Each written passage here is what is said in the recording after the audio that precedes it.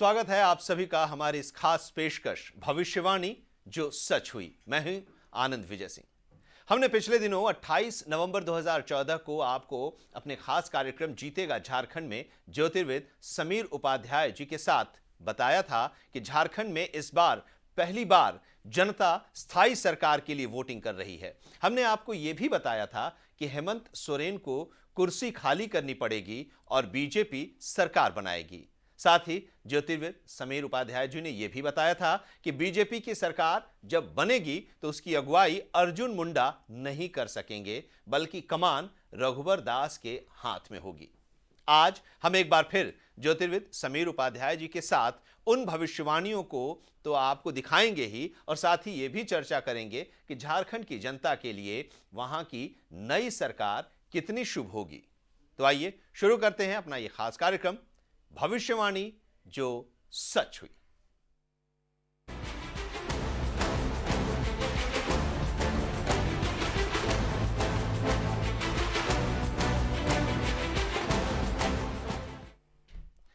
तो सबसे पहले आपको दिखाते हैं जीतेगा झारखंड के कुछ हाइलाइट्स कि किस तरह ज्योतिर्विद समीर उपाध्याय जी ने झारखंड विधानसभा चुनाव के रण में सत्ता के महारथियों के भविष्य के बारे में सटीक भविष्यवाणियां की थी।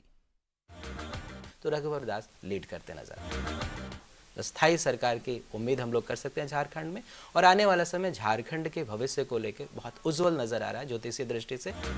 ये जो चुनाव है सही मायने में झारखंड के वासियों के लिए बहुत इंपॉर्टेंट है।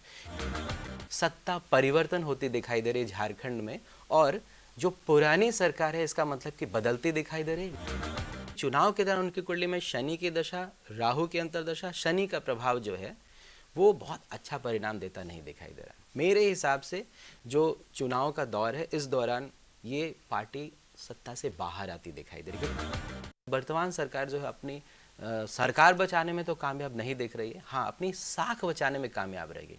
इनके सीटों की संख्या कुछ ऐसी रहेगी, लगेगा जहाँ पे थोड़ी प्रतिष्ठा बचाने में कामयाब रहे। तो जो ग्रहों की स्थिति बन रखी है उसके हिसाब से राहु ग्रहण योग में शामिल है। इसका मतलब कि ये उनकी प्रतिष्ठा पे ग्रहण लगाता दिखाई दे रहा है।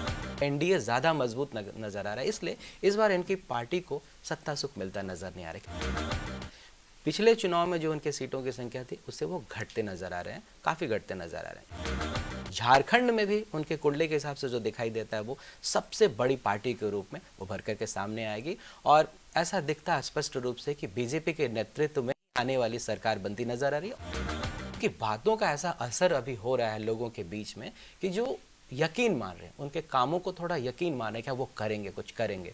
तो ऐसी स्थिति में इनके प्रचार का प्रभाव सबसे ज्यादा दिखाई दे रहा है, और ये भाजपा की सीटों की संख्या बढ़ाने में कामयाब रहेंगे, बल्कि सरकार बनाने में कामयाब रहेंगे ऐसा दिखता है। पार्टी का नाम कम, नरेंद्र मोदी का नाम ज्यादा दिखाई दे रहा है।